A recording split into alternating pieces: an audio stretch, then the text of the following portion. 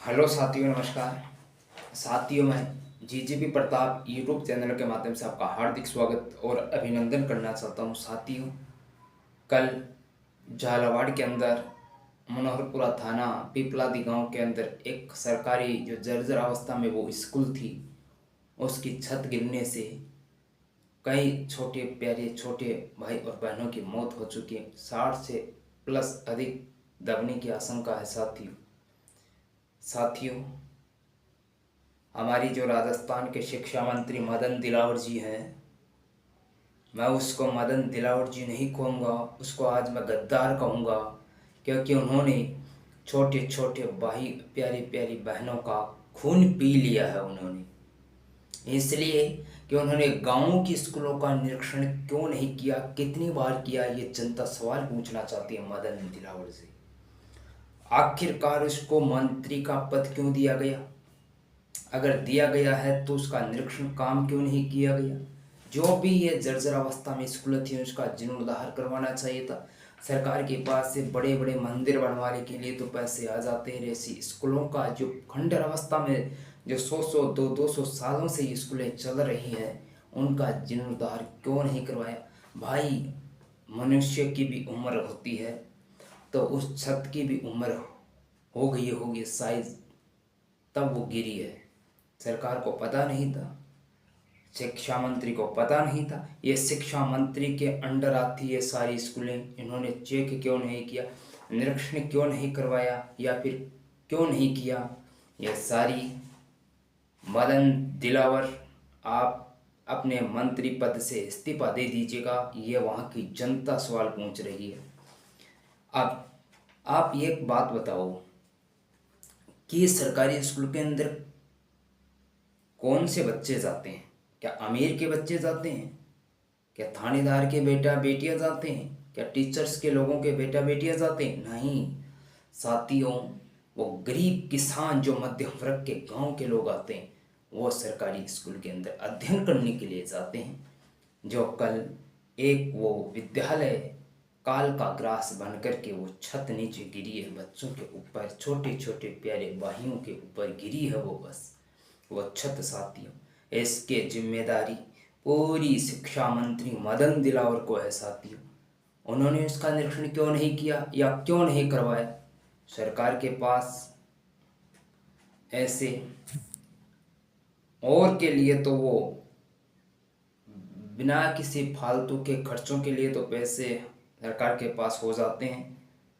वो कई यात्राएं करते हैं विदेशों के अंदर जाकर के, लेकिन इस राजस्थान की जो ये सरकारी विद्यालय है, जर्जर अवस्था है, उनका निर्माण, बच्चों का, वो माता पिता अपने बच्चों का भविष्य देख रहे थे, वो लिख रहे थे कि मेरा बेटा पढ़ करके सरकारी स्कूल में मेरा नाम रोशन करेगा या करेगी, डॉक्टर बनेगी, ये सपना सोच रहे थे माता पिता। लेकिन सपनों को एक सेकंड में चूर चूर कर दिया शिक्षा मंत्री जी ने। ये सारा आरोप मैं मंत्री पर लगाता हूँ और वहाँ की जनता भी मंत्री पर लगा रही है कि आखिरकार क्यों नहीं मंत्री जी ने यह सारी स्कूलों का निरीक्षण जो जर्जर अवस्था में उनका क्यों नहीं किया। मंत्री जी, आपको इसलिए थोड़ी बनाया गया था कि आप ऐसी रूम में बैठे बैठे आप ट्यूटर खेलते रहो, इसलिए थोड़ी बनाया गया। निरीक्षण किया करना चाहिए था आपको, क्यों नहीं किया? आखिरकार आपको जवाब देना पड़ेगा, जवाब ही नहीं, आपको पद से भी इस्तीफा देना पड़ेगा। और मैं कहना चाहता हूँ कि जो ये बच्चे स्टूडेंट्स जो उस छत के कालग्रास में आकर के चले गए, अपने माता पिता के हाथों से बिछुड़ गए हैं, साथियों, उनकी भगवान से प्रार्थना करता हूँ कि आत्मा को शांति प्रदान करिए, एक जीने की उनके माता पिता को सहन शक्ति प्रदान करिए, और सरकार 1-1 करोड़ रुपए का जो छोटे बच्चे चले गए उनके माता पिता को दे, और 50-50 लाख रुपए घायलों को तुरंत प्रभाव से सरकार को मुआवजा देना चाहिए था। और अब और जो बाकी स्कूल हैं उनका निरीक्षण करके पूरी बिल्डिंग जो जर्जर अवस्था में है उनका दोबारा जीर्णोद्धार करवाना चाहिए सरकार को। ऐसी घटना भविष्य में ना हो। और मंत्री पद को, मंत्री शिक्षा दिलावर को, मदन जो दिलावर है उनको इस्तीफा दे देना चाहिए था अभी तो। और आखिरकार देना पड़ेगा मंत्री जी को। उन्होंने बिना किसी निरीक्षण के दौरान उन्होंने इतना बड़ा हादसा करवा दिया, तो मंत्री जी को इस्तीफा देना चाहिए। मंत्री जी, फिर मैं बोल रहा हूँ, मंत्री जी नहीं, मैं उसको गद्दार कहूँगा।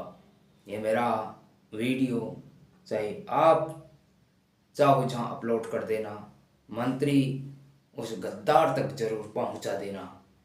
और ये सरकारी भाइयों कुछ समय के लिए हमारा साथ देती हैं। जब मतदान का अधिकार होता है, मतदान जब नज़दीक आते हैं, बाद में जनता से वोट लेकर के दोगुना रफ्तार से ठोकर मारती है ये सरकार है। हमारे लोकतंत्र की बात करूँ तो मैं पूरा विफल हो चुका है साथियों। लोकतंत्र, ईमानदारी की कोई बात नहीं है। यह जो भी कोई मंत्री बनता है या जो सरकार में राजनीति के अंदर जाता है, सब के सब लोग चोर हैं साथियों। मैं उनको चोर कहूँगा। गरीब किसान मध्यम वर्ग के लोगों की तरफ कोई ध्यान नहीं देता है, सिर्फ वो अपनों के लिए ही करते हैं साथियों।